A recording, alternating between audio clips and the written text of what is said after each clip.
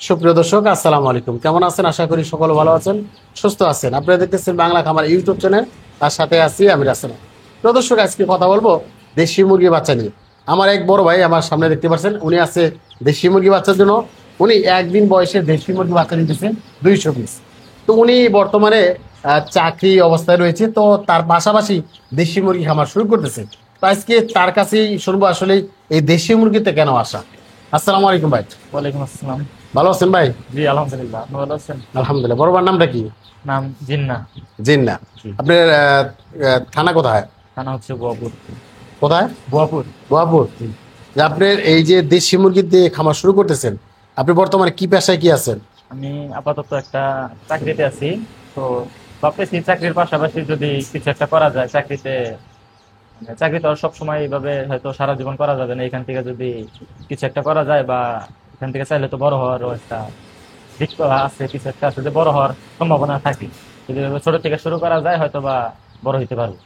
এই আশায় আর কি ছোট থেকে আর কি আস্তে আস্তে শুরু করতে চাচ্ছি। আপনি কি মনে হইতেছে যে আপনি চাকরি পাশাপাশি করতেছেন, যে আপনি পালন করতে পারবেন? টাইম আছে? এটা হচ্ছে, আমি তো বাড়িতে থেকে করতেছি না, আমার আব্বু আম্মু আছে, ওনারাই বাড়িতে থেকে এটা দেখাশোনা করে। কি চিন্তা ফিকির নিয়ে দেশি মুরগি খামারটা শুরু করতেছেন কোন? দেশি মুরগির চাহিদা সবসময় বাজারে একটু বেশি থাকে। তারপর এখান থেকে মোটামুটি ডিমও হয়তো বা উৎপাদন করা সম্ভব।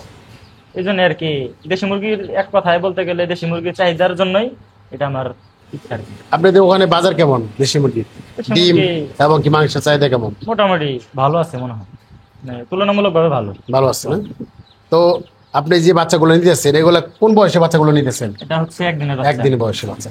তো এই যে একদিন বয়সে বাচ্চাগুলো আপনি কত পিস বাচ্চা নিতেছেন? আমি নিতে চাইছিলাম 200 পিস, তো আপনি বলতেছেন 50 পিস নাকি দিতেই পারবেন না। হ্যাঁ, আসলেই দেখেন এখানে কিন্তু বাচ্চা আছে আরো। হ্যাঁ, তো আজকেও বাচ্চা চলে গেছে। তো আসলেই মেশিং এ তো 1,000 ঢুকালে তো 1,000 বাইরে না, কিছু কম বাইরে হয়। হ্যাঁ, এর জন্যই ওনাকে কম দেওয়া হইতেছে, মানে 3 জনেরই কম কম করে দেওয়া হইতেছে। মানে বেশি না, 50টা 25টা এরকম ডিফারেন্স দেওয়া হইতেছে। তো ভাই একটা কথা বলছি যে ভাই, অন্য জায়গা থেকে দেশি মুরগি নিতে চাইছিল, দেখা গেল যে টাঙ্গাইল এলাঙ্গাতে আছে, এখানে দেশি মুরগি ভালো পাওয়া যায়, এর জন্য আমার কাছে নিতেছে। আর আমার ভিডিও কিন্তু অনেক দিন ধরে দেখে। কত দিন দেখেন আপনি? মোটামুটি অনেকদিন। 2 এক বছর। হ্যাঁ, এরকম হয়েছে। তো 2 এক বছর ধরে ভিডিও দেখতেছে আপনি। অন্য অন্য ভিডিও আছে, আমাদের ভিডিও দেখে কেমন লাগতেছে যে আপনি 100% বেশি পাবেন? জি, এটা নিশ্চয়তা আছে, এর জন্যই কিন্তু আপনার কাছ থেকে নিতেছি। মানে দেশি মুরগি অরিজিনাল আপনার কাছে পামো দেখাই আপনার থেকে নিতেছি, নাহলে তো আপনার কাছে তো অনেকেই তো দেশি মুরগি সংগ্রহ করতে চান। সেক্ষেত্রে কি বলেন যে আমাদের বাচ্চার কোয়ালিটি দেখে কেমন লাগলো আপনার? বাচ্চার কোয়ালিটি আলহামদুলিল্লাহ ভালো আছে। তো যারা এটা শুরু করতে চায় করতে পারে, অসুবিধা নাই। আর আশা করি ভালো হবে। বাইরে কিন্তু একটা ম্যানুয়াল বই দিয়েছি। এটা কেন দিছি? নতুন অবস্থার কারণে। অনেকে নতুন খামারি যারা আছে তারা হ্যাচারির দিকে বাচ্চাগুলো সংগ্রহ করার পরে, বাচ্চা নেওয়ার পরে কি ওষুধগুলো চালাইতে হবে, কত ডিগ্রি তাপমাত্রা দিতে হবে, মানে একটা মুরগি অসুস্থ হইলে কি চিকিৎসা, এটা অনেক মানুষ জানেন না। এর জন্য আমি একটা নতুন খামারির কাছে দিতেছি। কেন? উনি যদি একটা খামারি হতে পারে, ওনার কাছ থেকে কিন্তু আমি 5টা কাস্টমার অবশ্যই পাবো। এর জন্য কিন্তু আমি ম্যানুয়াল চার্টগুলো দিতেছি। আচ্ছা, আপনি ম্যানুয়াল বই পাওয়ার পরে আপনি কেমন লাগলো? যে মানে অনেকটাই স্বস্তি কাজ করতেছে যে আমি হয়তো বা নিয়ে নেওয়ার পর ওইখানে ভালোভাবে লালন পালন করতে পারবো, বা কোনো একটা অসুবিধা হলে এখানে এটাতে লেখা আছে, সবকিছুই সুন্দরভাবে লেখা আছে, গোছানো। তো আমি হয়তো স্টেপ বাই স্টেপ এটা পার করতে পারবো।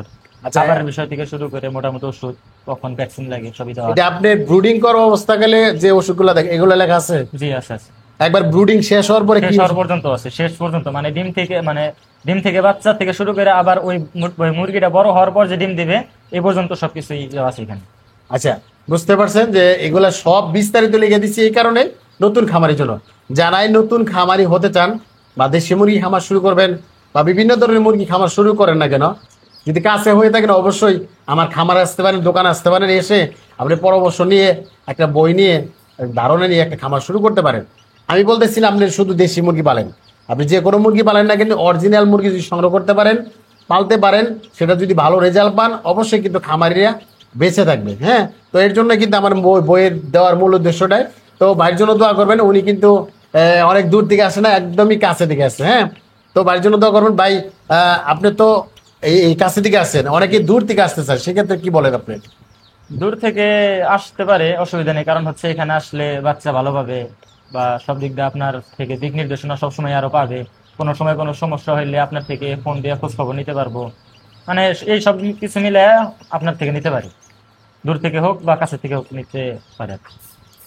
প্রিয় দর্শক, সবাই দোয়া করবেন, সবাই ভালো থাকবেন, সুস্থ থাকবেন। আল্লাহ হাফেজ।